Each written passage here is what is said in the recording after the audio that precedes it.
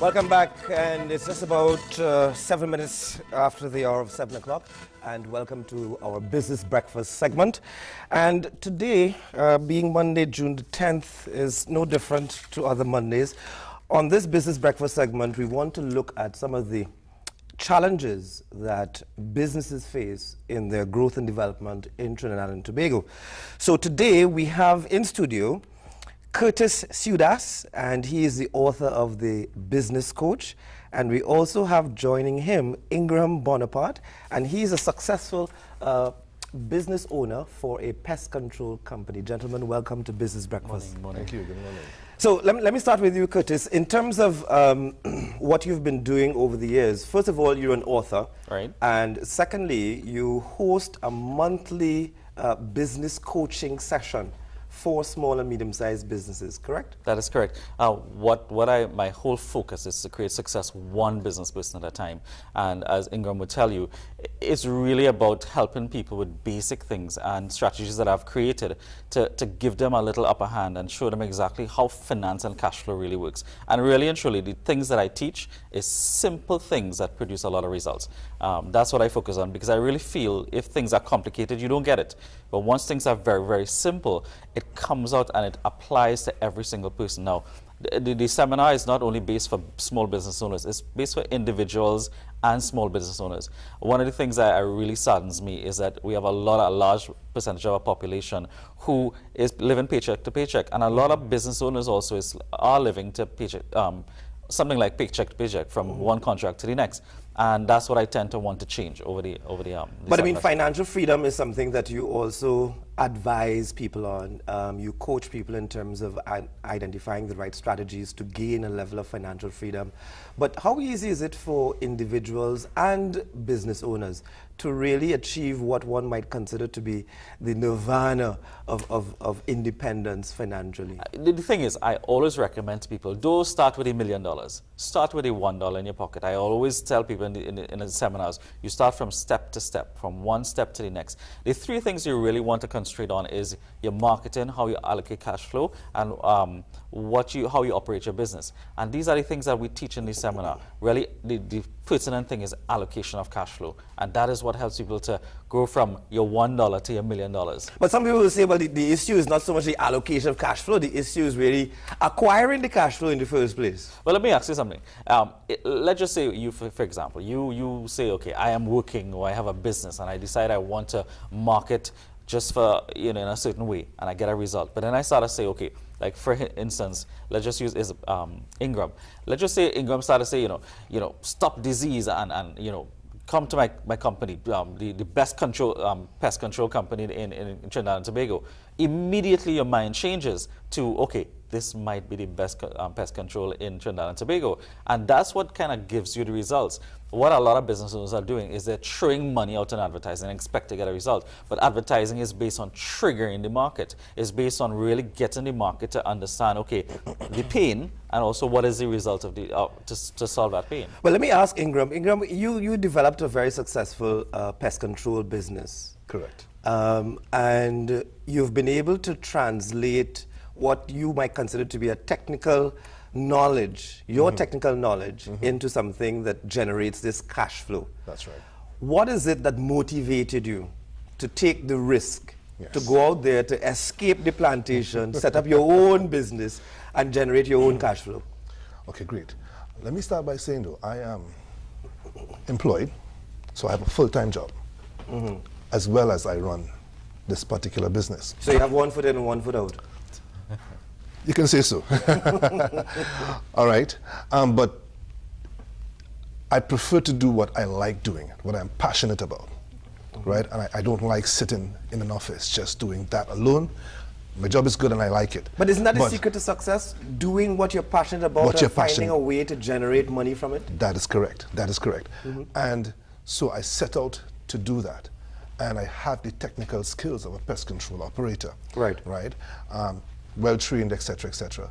But having the passion and desire to do something and not having a roadmap to get to where you want to go, with practical applications like Curtis would teach, you understand, the practical way, and he makes finance and marketing simple for your mind to receive the idea. Right. And then you can put these principles into play and see the results of it. What were some of the challenges that you faced, I mean, in setting up this business and making it a success? Okay, well, first and foremost, my business started off with practically no capital. As I said, it was just a dream. And I went out there to do it, bit by bit putting things in place, right? And then fortunately for me, I attended one of Curtis's seminars. And how did you convince people to use your pest control service? All right. I like when he say appeal to person's pain. This is one of the high points of the seminar for me. In other words, you need to cause people to understand why they should purchase your product. And if something affects someone and you have a solution to that, then certainly they would want to try what you're offering. So for instance, if you let people know that there are certain pests that can affect their health, and you have the solution to that problem, so you know, that's what they would go after. And that's like what he was just saying, you know, appeal to the pain, you know, of that, and that's a marketing strategy in itself, made simple. Yeah. So when I market or when I advertise my business, I would not just say, well, okay, I'm selling pest control. No, I'm selling a solution to a problem that you may have. Right, and how long did it take you to develop your client base? Needless to say, still in the process, developing that, all right?